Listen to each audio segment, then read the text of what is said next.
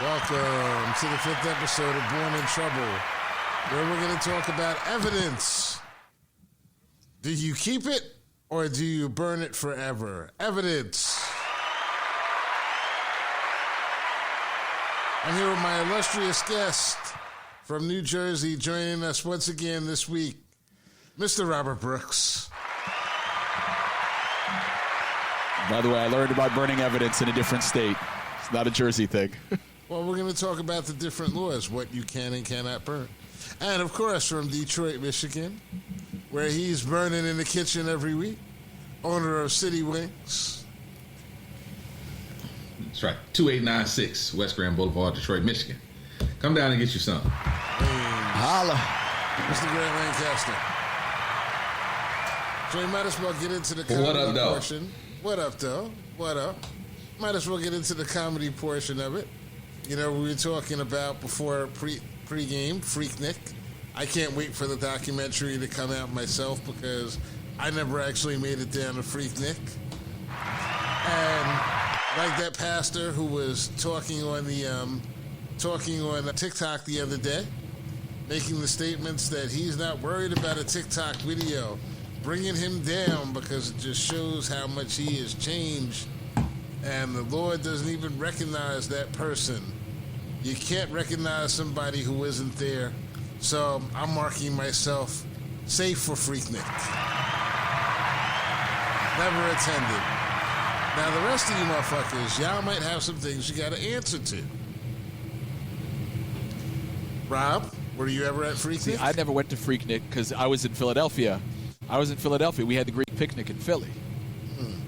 So there was no need to go to Frreknik, and I wasn't Greek anyway. So, But those weekends, a lot of people poured through our house, man. A lot of bodies came through our house. It was crazy. These are collegiate events. We're talking about the 90s. The Frreknik was half what the Greek picnic was. Let me ask you an important question, Rob. Do you have any photographic evidence of any of those people that came through your house during that time in the 90s? Any photographic? Fortunately, no. None. Everybody's safe from me. Mark safe from the Philadelphia Park weekend. No. Years 1989. Why are we telling ourselves? Forever. Grant, you're next. I want to know. Did you attend Frreknik? Are you in threat? We're not here to tell on ourselves. Are you in danger of being shown up? Ass in the air on an Atlanta street. Frreknik, yes or no?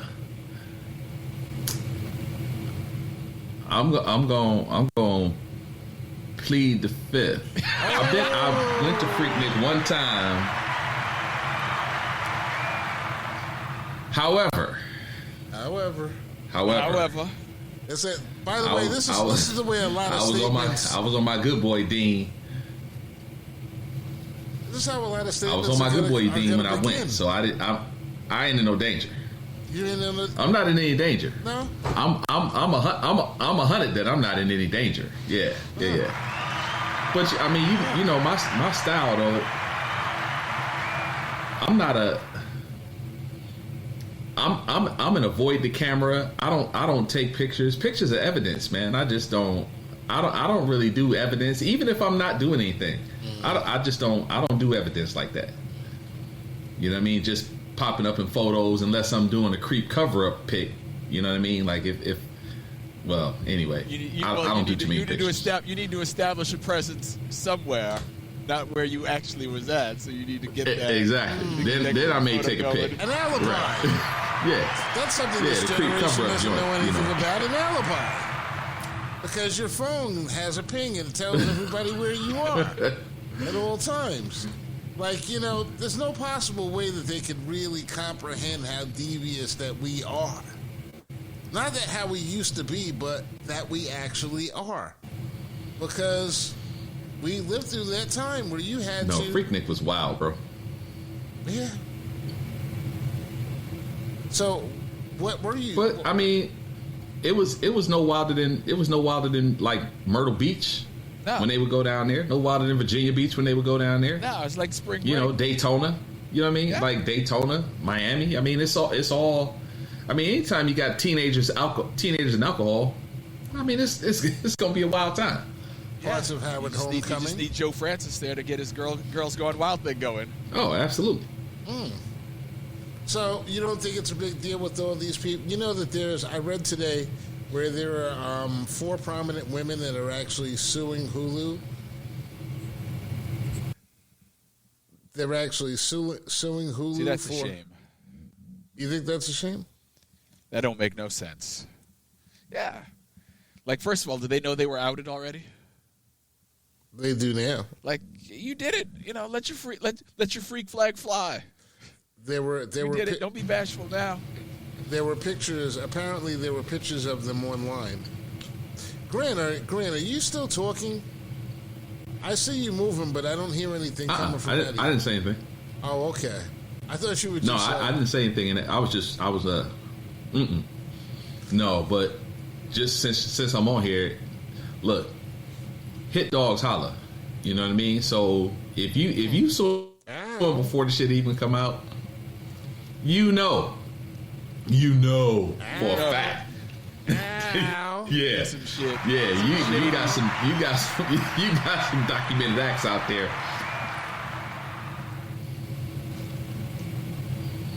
You know, she's scared because she got caught being a shake weight on video by somebody. Listen, man, it's okay. There's brothers high fiving with her in the middle. Well, they're apparently. Wow. Apparently, it's like some professional woman, one judge, anonymous, a sitting judge today, who's worried about footage because some of the pictures were leaked online, and they're actually going to sue to stop it. This is why, like, you know, I'm going to invoke the ghost of your great uncle Caesar right now, Rob, and just give y'all a little taste of the knowledge that we received from the '60s, which was telling you don't get no more. That's right. That's right. Those who tell don't get no more. Those who tell don't get no more. No Very mas. simple. Very simple concept. I don't know how useful this is to the kids of today, because they tell everything. It's all out there. They're proud of it. They tell everything. They can't help themselves. Can't wait to tell. Can't wait to tell. They don't understand how mortifying something They post like this. every movement, every 5 minutes. They post their whereabouts on social media. Oh yeah, and this is mortifying. Then to again, who among us that would is have been to me? Who among us is what? who among us is ready to be judged by what we did at 19? Though. Oh, well, that's the reason why It's we kind didn't. of unfair. Well, that's the reason Yeah, why we didn't I mean- keep evidence. You know, I mean, listen, if you were Right. out there and you were that reckless and you saw people with video cameras and you never thought about what could possibly happen in the future while you were out there shaking your booty, you know, and things like that. Like, listen, I mean, Rob, have you ever had, I'm pretty sure, like, this is like, now we're going to get risque for a second. You guys ever have sex in public? Public space? Have I ever gotten busy in public? Have you ever gotten busy in public? Yeah. Grant, you ever gotten busy in public? Like, you know, elevators, hotel elevators, taxi cabs, bathrooms, yeah. Parks. You know, I was smarter than Dan. You know, my man my man got poison ivy on his nutsack up in the woods.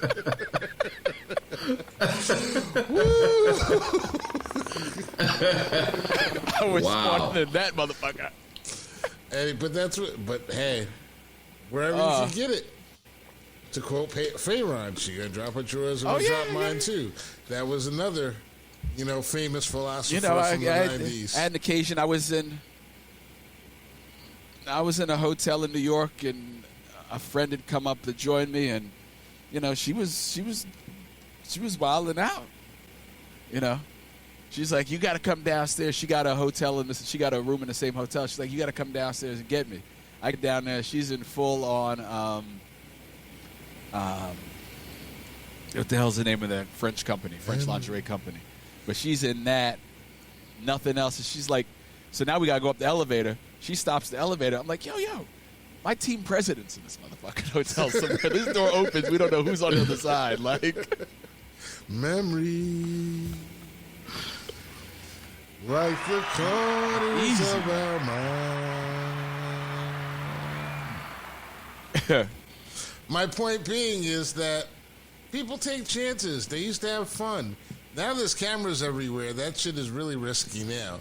Depending on what town you're in, you could end up in jail.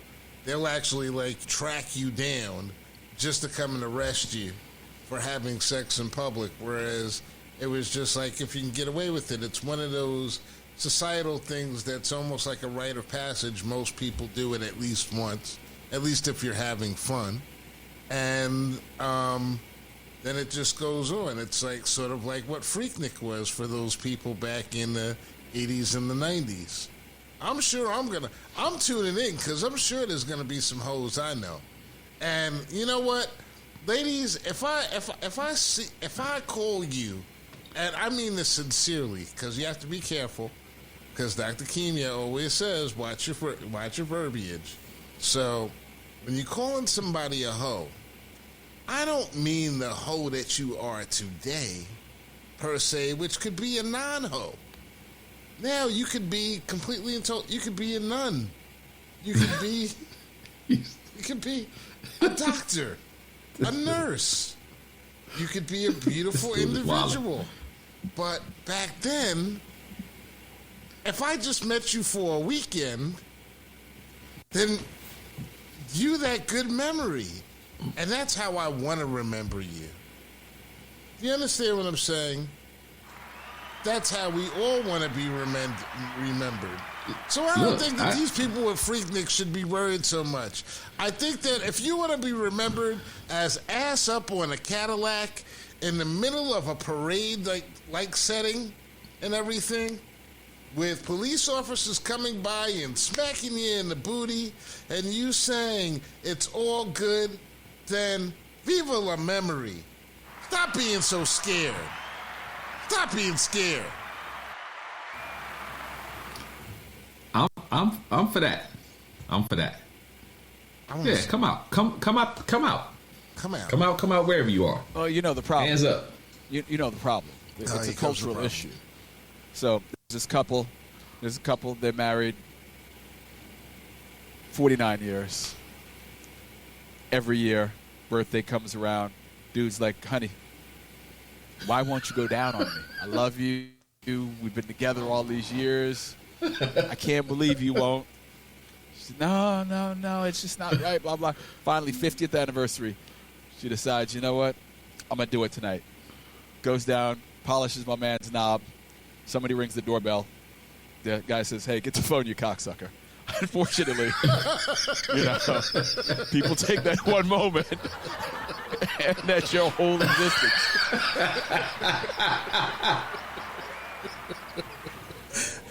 Oh, God. And that is why men cannot get blown in the United States of America. And that's right. It's only right. I mean, who can blame you? But once they see her cheeks in the air, that's what she's going to be. She's going to be cheeks in the air, girl. Cheeks in the air. But, I'm saying, though. They're 18, 22, somewhere in that range, in that age range, probably. In the late 80s, early 90s, when video cameras was really just kind of starting to pop and people was having them. So you wasn't never going to move out of the way of a video camera at that time. You know what I mean? Like, it was a special thing to be on a video camera. It ain't like now where everybody got a fucking camera in their pocket. That's true. It was a unique thing to be on a video. You know what I mean? So, yeah. So let me unique answers. Well, let me not say we. They was out there. Yeah. And I appreciate them being out there. Thank you. Young and ladies. Now that the chickens have come home to roost, me being an old farm boy, Chickens coming home to roost ain't never made me mad. In fact, it's only made me glad.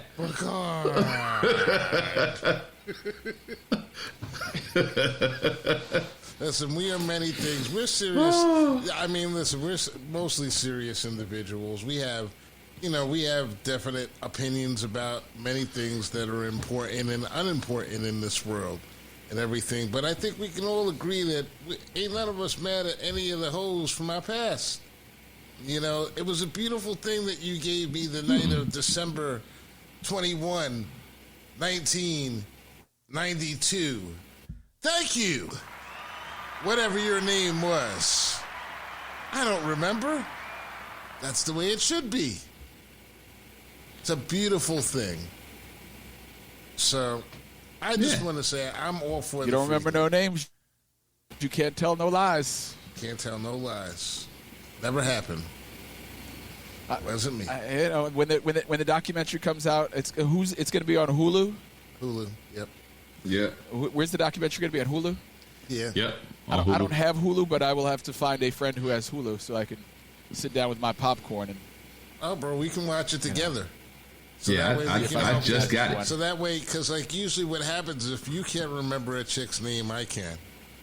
So we can watch it together, and we can make a list maybe. There you go. There you go. Hey, wasn't that? Yeah. I'm looking forward to it, but it's not such a serious thing.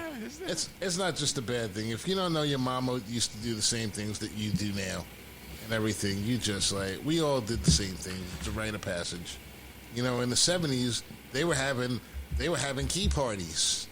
Y'all ever heard of a key party? Of course you have, because it's one thing that you keep together. But you know, you get in a neighborhood, the whole neighborhood comes together. They drop the keys house keys into a bucket, one for all the men and the women, and they pick a key out, and whoever's key you get, you go to that house, and that's where you spent the night. That's your great grandpa. Ain't he a nasty motherfucker? Your great grandpa's nasty too. So you think Frreknik is bad? We're all freaks. One of the most sage pieces of advice I ever got. Old cat told me. He said, "Every woman you meet is a whore, except your mom. But don't ask your dad about your mom." Yep. Yep. And on that note, I think it's time for us to change the subject.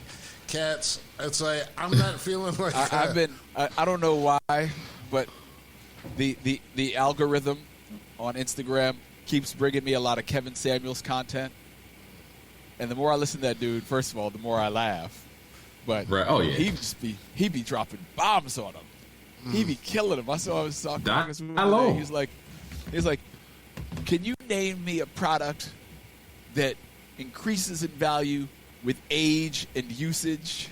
Because she was talking about, I know my cookies are special. They worth waiting for. He was like, no, your cookies ain't special. You done had 2 kids out of wedlock. You ain't waiting for nothing. He's like, now what makes you think your cookies are special? And she started saying, he's like, hold up. Name me a product that increases in value with age and with usage. And she was like, I don't know, but I'm sure you're going to tell me. He's like, that's right. Your cookies, they get more valuable with age. Yeah. Yeah, Kevin was... Look, Kevin Samuels, and it's funny you say that. I get a lot of Kevin Samuels on my joint, too. Kevin Samuels was hilarious, bro. I mean, he was hilarious. And, you know, they talk about how he used to talk about women. Look, they came on the show knowing what they was going to get, and they loved it. Yep. They came on there with their little BS attitude. Yeah, I mean, a lot of it is... And their ridiculous demands. A lot of it is true. You know, I've been seeing a lot of breaking down of these old, like, mores. I was saying the other day, I don't know if I was talking to you, Rob. I might have been talking to you. And I was like, you know, I was thinking about doing a talk on another app. and I was going to base the talk upon, like, you know, I was going to call the talk, getting the milk without the cow. Because I wanted to talk about how women, it's been an age-old thing that they say that you're not supposed to have sex with men, or you limit sex with men because, like, if they're not going to marry you, they're not going to put a ring on it, then what's the usage of the man and everything? You're not giving them sex for free, are you? And yeah, I was thinking about it in terms of after watching this video, because this woman was saying, like, if a man isn't paying your bills, he isn't paying for your car, I don't have time to talk to you. My time is by the minute. So if I call you by the minute, you know, and I ask you and I need $100 or I need $200 to pay a bill, and you don't have that money, then, well, I'm going to talk to the next person. And I don't have time for it. And I was like, well, now, isn't that someone who just wants to get the milk without buying the cow? You don't want to provide any services, but you want the milk, which is the money, just for you being around. Otherwise known as prostitution. It's a form of prostitution whether you're having sex or you're not having sex. Am I right or right? I agree. I go there. Because, I mean, what's the difference between a prostitute and an escort? sex. An escort is just supposed to give you time, right? Right. Prostitute, you paying her to leave after you smash. An escort, you paying typically to take you to go somewhere with her. Yeah. Yeah. So there is a subtle difference, but yeah, it's a flesh for cash business, no doubt. How are we going to build? How are these women going to lead families and raise men? You know, you have one of those. She may have two kids making that statement, and one of those kids might be a man. How's she going to explain the value of a man to her son? Is she going to tell her son that if he doesn't have money for her right now, for a woman right now, he better not even look at in a woman or a female's direction? How do those two things work when the only thing that you value is money for time or anything else? How does that work? See, this is neither one of you guys have an immediate answer for it, because there is no immediate answer. It's one of the very huge gaps that we have in learning and education, and that's at home. How is a mom going to teach a son that he has a value or worth when his worth is that man is sitting up there watching and listening to his mom tell man after man that the only value that man can actually ever have is money? So how is he ever going to look at a woman as a queen? Even his mother doesn't behave like a queen in that instance. And you have to be able to find value in money. Is not the only thing that has value, though. You know what I mean? I know that people get it bent like money is the end all be all, but it's not the only thing in the world that has value. I mean, if a dude can fix a car, that's a valuable skill. If a dude can fix a house, fix a roof or a furnace or whatever, those are valuable skills. You know what I mean? So you can't really discount those skills in lieu of cash necessarily. I mean, I guess you can, but then a lot of you people get what do. you get. Like a lot of the, we were talking about Kevin Samuels a couple of minutes ago. Like a lot of the women that went on that show, they discount those kind of men. Like they overlook those kind of men, the guys who have a skill, but maybe aren't, they don't have the ridiculous high earner status, but they got a skill. They're good people. They got a skill. They can feed you, but they can't buy you Louis bags, and they can't take all of the social media culture is pushing that sort of lifestyle. Like everybody who doesn't want to go on trips, who don't want to go on a private plane, like who don't want to get a stack of boxes for no reason. Right. And so you get these younger girls sort of all thinking that that's what they need to be happy. And they're all miserable now because they sitting around waiting for somebody who they ain't never going to be on their level.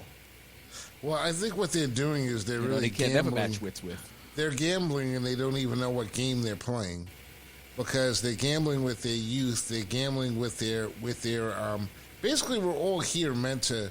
Most people are here meant to couple. Even if you couple with, in one way or the other, we all find our ways to couple up in one way or the other. Some of us have multiple partners. Some of us have one partner. But there's always that adult relationship that keeps you together. But I see many of these young people really losing the fact that of relationships because they don't know how to develop them. And Kevin Samuels was 100% right. They don't know how to interact. I was talking to this guy today. He was talking about doing something. He was asking me to help him find a space to do a rental so he can do some mixers and things of that nature. And I was like, yeah, that's really good. He's like, yeah, because people my age don't do that. They don't know how to act. They don't know how to respond like that. It's a part of the whole thing. And it's not just the young people. It's like people in their 30s, too. And then you throw COVID in there and all that other stuff. I just got, a little while ago, I had an interesting conversation with the cat. And it kind of threw me off for the show because I knew what I was going to talk about with this show. But this was about some other business, some internet business thing. And this guy just started talking to me, and he was like, he's got clients that work at Fox News, and he's got clients that work at CNN, and he's got clients that work in all these different, places. And he says the same thing that we say pretty much on the show, is that people are pretty much the same. And, a lot of these media outlets that are pushing these points of view, they push these points of view, these radical points of view for money. And they don't actually believe that stuff themselves. How do we get people to and here we are, we come here every week and we talk about what the fuck we believe without question and without filter and without any type of reservations whatsoever as to and that's probably reckless. Maybe some people would say it's reckless, but it's like, the point is that people are dying for authenticity. And that thought process of how to find the man, that is the opposite of authentic. What about somebody that's going to protect you? What about somebody that's going to actually care for you in your times of need? It's like you can't even identify. Everything boils down to money, to cash. If you have it, then you're possibly a mate. If you don't have it, then you're not a mate. And then all these people walking around mad because they're not getting fucked.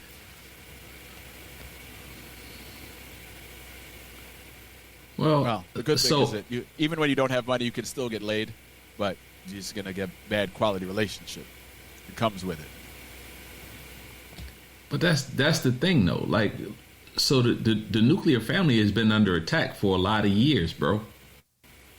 You know what I mean? It's been under attack for a lot of years. I don't know if y'all saw, but maybe a month or two ago, the thing came out that Cosmo, I think it was Cosmo, with the independent woman, that whole hookup, it was all just a farce, right? It was just something that they did for magazine sales. It wasn't even supposed to be real, but people read it and took it and they began to run with it, and now we are where we are. You know what I mean? So when you teach a woman that she don't need a man, I mean, we're part of the human condition is interaction, and you know what I mean? That's just part of who we are. You got to interact with people. We all need relationships of some sort, But when you try to steer women away from having those strong relationships and just doing traditional things, it makes it so difficult for a woman to understand how to deal with a man. And that's the biggest issue. I think we're all similar.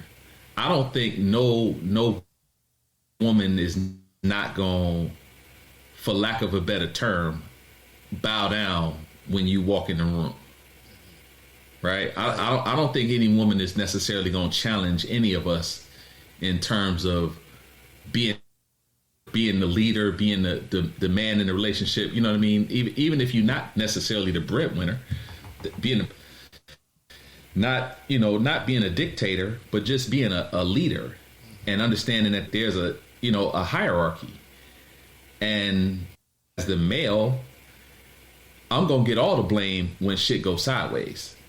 So if that's the case, I'm going to make all of the decisions. Now, of course, this is not, like I said, it's not a dictatorship. I'm a benevolent leader, so of course, because you my earth, I'm going to take you everything that you need, I'm going to take all of that into consideration when the decision is made. And because we're riding together, the thought process is that we should be on a similar plane anyway. So whatever I'm thinking should probably be what you're thinking. At least, 85% of the time, hopefully we in lockstep when it comes to something. But on that off chance that there's a decision that has to be made and we come to an impasse and that decision got to be made by midnight, best believe it's going to be made by me. and people just, it sounds, like how it sounds now, like, misogynist, but I mean, can't nobody really tell me what misogyny means, but it sounds misogynistic or whatever you want to call it. But that's the foundation, you know what I mean? And because it all starts in the home. And if I'm gonna have to deal with you every day, you know what I mean? After I've been out here busting my ass, trying to put food on the table, and not saying that she hasn't been doing it too, but even Superman had the Fortress of Solitude. I don't want to come home and have to battle with you, baby. Well, you know what I mean? I need to come home and find some peace at my crib. What I think the problem is that most people, even when before they're in the relationships, they define their relationships upon the worst parts or the worst things that have ever happened to them. They never look at it as like, going in for the good things. So they're not looking for partnerships. And when somebody says, you have men and women, you have some men who are supposed to be leaders, and they believe that being a leader in a relationship with a woman is saying no, being cruel, being heavy-handed, never paying attention. If you really are in a good relationship with your woman and everything, you don't have to worry about her doing things that are outside of the realm of what you would both agree upon, because you both agree upon it. You have that. That's Absolutely. The good relationship. You're in lockstep. Absolutely. And that's really what the relationship goal is. The relationship goal isn't like necessarily 2 Mercedes-Benzes in the driveway. If it's 2 Mercedes-Benzes in the driveway and a dysfunctional family everywhere else, you failed. It's a hard thing for people to actually look at doing the right thing. I was looking online this week, and this woman, and she's a Caucasian. She's on a Facebook page. I'm not going to say who it was, but she's a Christian. One of these dance in the hallway Christians and stuff like that. Pentecostal.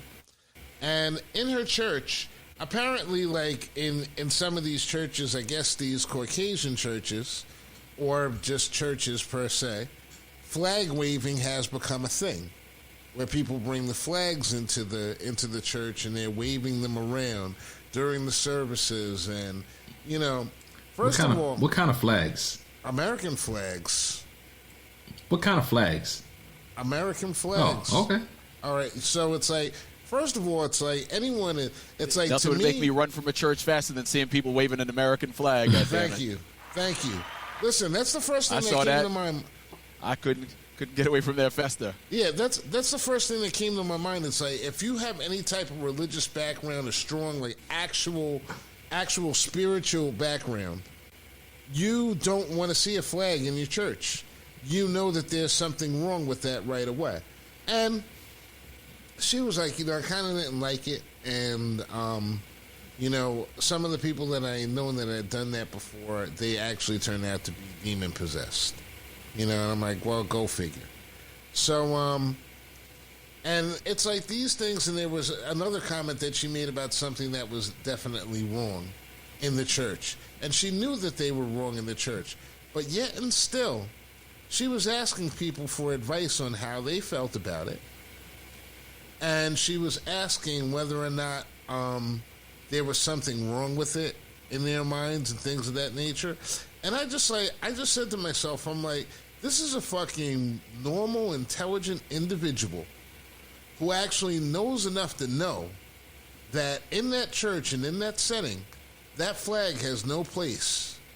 And that anyone who would actually be supporting that type of stuff and everything is off. Remember what I said a couple of weeks ago about avoiding stupid people and everything?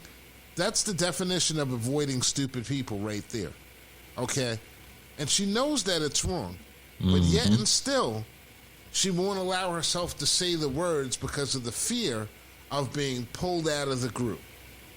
And this is the thing. These are the things. Now, when you want to talk about these parables or these teachings, depending on how you look at it, WWJD and everything, that Jesus would stand up for what's right, supposedly. But you have people that are afraid because they're more afraid about their social standing than they are about their spiritual standing. They're never going to actually get it. They're never going to get it. You're more worried about how you look. And that just kind of struck me. It kind of like, I was just like, ugh. You know, because like it's like the knowledge is there, but you don't have the courage of your convictions. Most people are walking around without the courage of their convictions. They know that there's something wrong. Just real quick, bring it back to the conversation. Here's my question. Go ahead. Here's my question. Go ahead. So my question is, so if you the pastor of the church and they got these flags, and you ask them to not wave the flags, immediately that's on social media, and you are now a bigot of some sort, or you are excluding someone from expressing their views the way that they want to, blah blah blah, the whole rhetoric. I don't know if it's on social media so, as much as it's so going how through do you church attack pipeline. it? I don't think it's on social media as much as it's going through the church pipeline. Where I'm not saying that I'm not saying that it actually is. I'm not saying that it actually is, but I'm saying eventually it will be, because somebody is going to be with the camera up. Blast. Yeah, somebody gonna have the camera up, and that pastor that tells those people that they can't wave the flags in church, separation of church and state, or whatever edict you want to say. You got to get out of here with the flag. Somebody got that on camera. It goes on Instagram. Then all of a sudden that pastor's church is being boycotted by righteous Americans or whatever, whoever's going to boycott. Kid Rock showing up at your church now.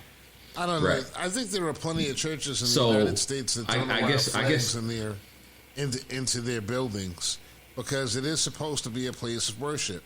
Yeah, absolutely. So absolutely, none of them should. But I'm just playing devil's advocate, saying, so what do you do if you that guy? Or let's say you the second pastor. You watch the first one get taken down based off of the flag waving whoever's that protest outside this church and shut him down. You the second guy that now we not going to this church now that it's shut down. We going to the Church of Exum. So now here we are in the Church of Exum with our flags. What you gonna do? You're not welcome here. You're not welcome here. Period. To me, it's like, I'm old school. I don't even think you should talk politics at work. I don't think you should talk politics in different. I think we're so far off, and that's like the one of the biggest problems with our society is that we're talking about and sharing all these different views. You know, this guy that I was talking to was a libertarian. He was a libertarian, and he was like, I don't like Trump. I don't like DeSantis. You know, it just feels like we're just running to lose. They know they're going to lose. They're just running to lose. Status quo. But there are people out there that love these guys so much, and you can't say anything about them. So we're stuck with them. So what you're saying, he said essentially what you're saying. We're all stuck in this fucking, like, muck of mud and peanut butter and just, like, quicksand. That just, like, just common sense is just being suffocated everywhere we turn. And I think it's time to get changing some of it. You know, I feel like I have definitely not been as vocal as I should have been. And I'm going to start being more vocal about it. Fuck them. Because I'm tired of this. I'm tired. I'm tired. No, seriously. It's like every time I turn on the TV... That was very succinct, sir. Yeah, but no, because seriously, every time I turn on the TV, somebody got shot. I don't even fucking, like, watch television I don't even watch, like, the news that much. And I turn that shit on, somebody got shot. It's like, what the fuck are you dumbasses doing? What are you teaching each other? What are you doing? Like, what the fuck? What is the point of this shit? Like, you know, all right, you don't want to change the gun laws, that's fine. Then how about stop being a dumbass? You know what I'm saying? How about, like, work on the meth problem? Work on the jobs problem. Work on the fact that everybody feels inconsequential unless they have $2 million. Work on the fact that the only way, the best way to raise capital today in the United States is to fucking join a Bitcoin company and sucker other people. All this shit has a shelf life. You know, we talk about all these different things, but we never get down to any fucking solutions. No solutions.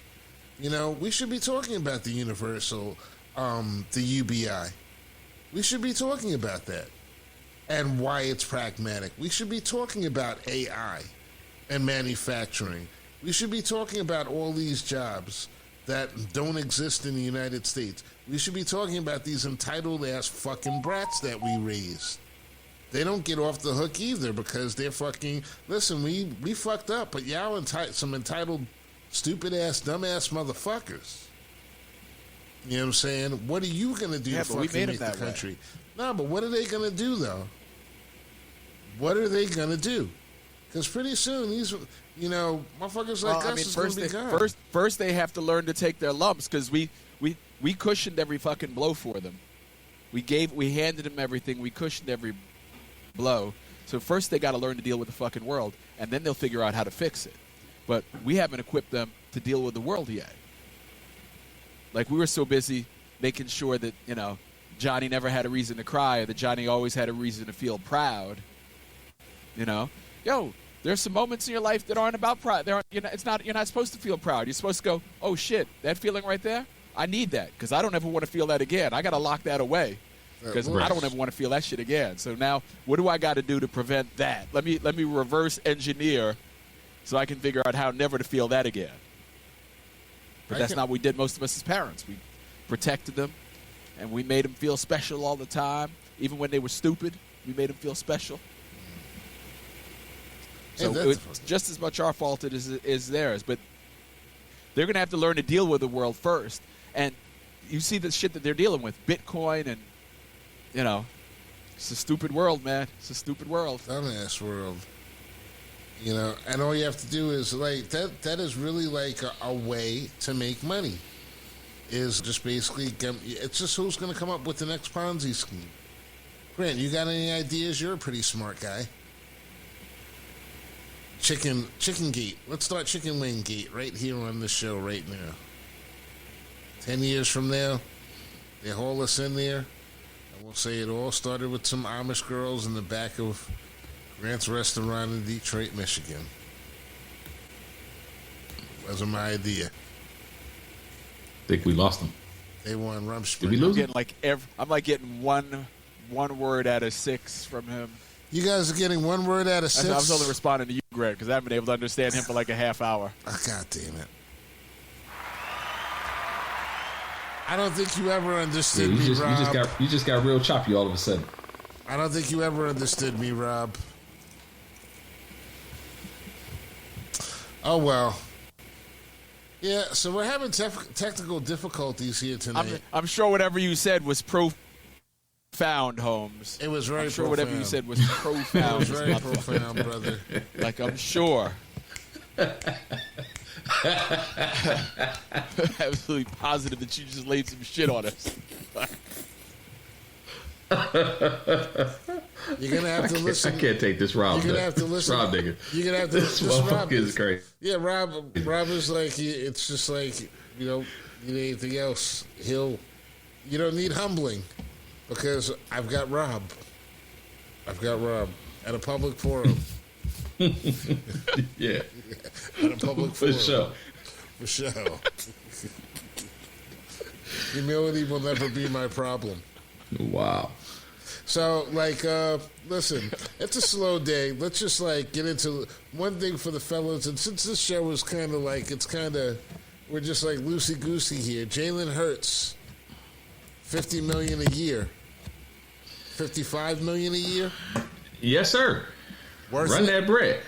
Worth it? Yeah, what is it, like 130 of it guaranteed or something? It's only like 130 guaranteed. So, yeah. Is it more than that? I thought it was like 129, 130. I think it's like 137 or something like that. You're pretty people close. in Philadelphia are ready to run out in the streets and act crazy, like they got the bread, not Jalen Hurts. Really? But yes, worth it. Well, 1,000%. Listen, if your boy for the Giants can get $40 million a season, Jalen Hurts is definitely worth it. Yeah, 179.3 is guaranteed. Oh, 179. Okay. Yeah. Okay. So $180 guaranteed. What a great tale! What a great story for him, though. He basically that's worth it. He basically got ran out of Alabama after leading them to a title as a freshman, and now he gets the biggest contract in the NFL, like 6 years later. How fucking great of a story is that? Mm-hmm. You know? Yeah. Tua's still doing his thing. Tua's a great player. I give because he got.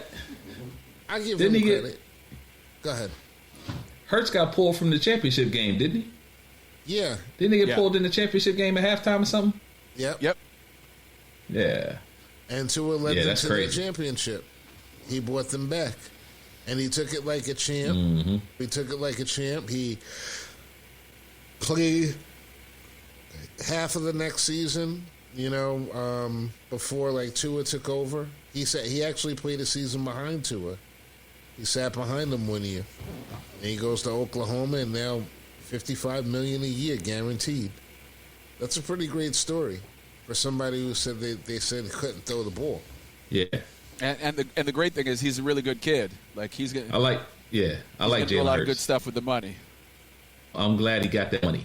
So Rob, what sucks? Go ahead, Grant. What sucks about it is the Lamar Jackson situation.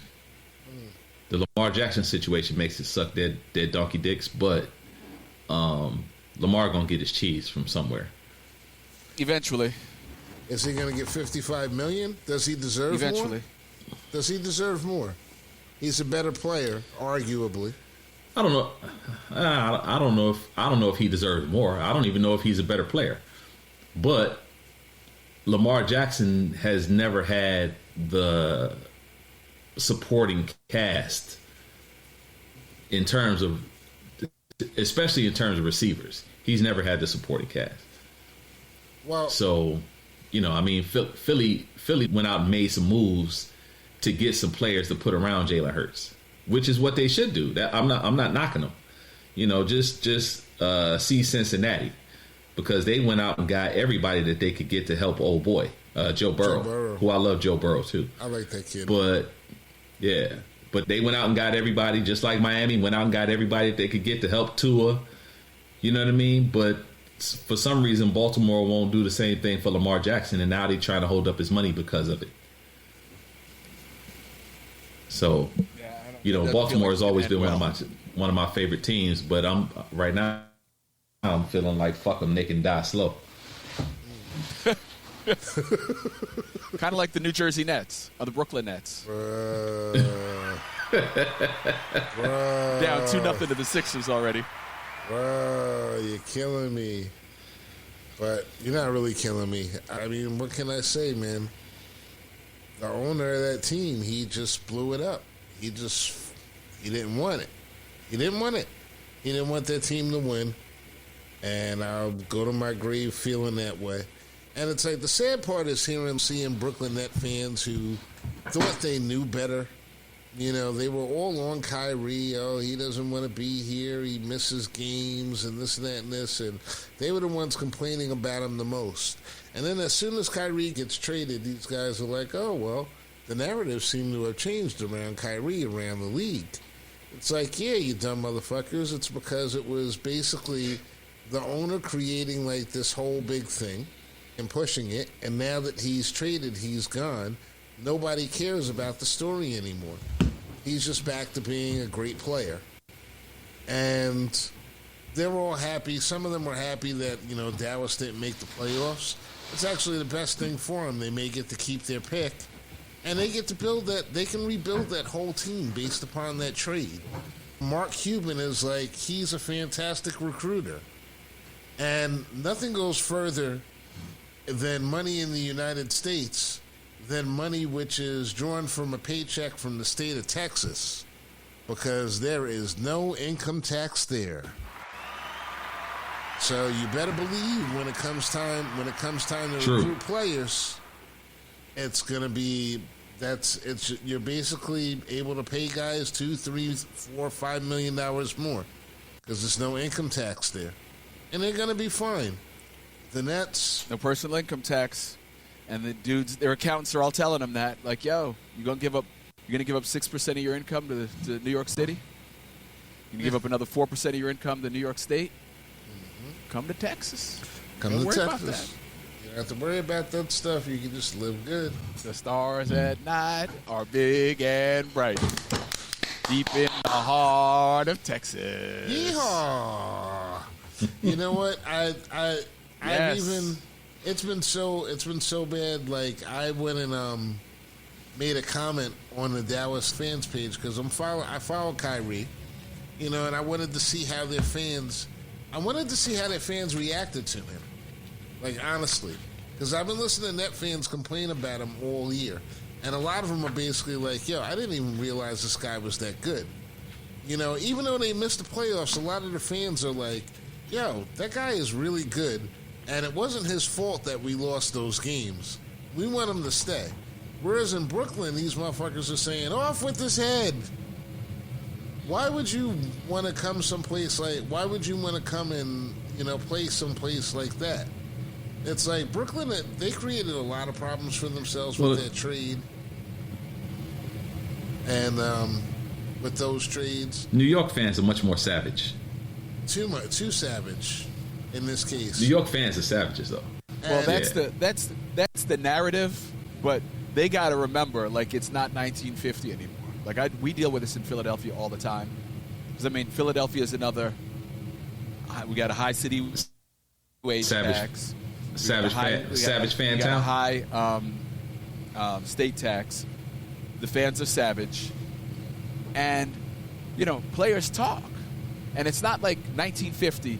Where you needed a second job, so you needed to go to a more high-profile market, so maybe you'd get some endorsements, or maybe you get yourself a good no-show job in the off-season and really get taken care of. Now, dudes going to get their bread wherever they play. So they don't got to put up with that bullshit. No. You screaming crazy shit from the second row, they don't need that anymore, because they're going to get it someplace. They don't got to come to Philadelphia. They don't got to come to New York. And fans got to learn that. Like, oh, he's too soft.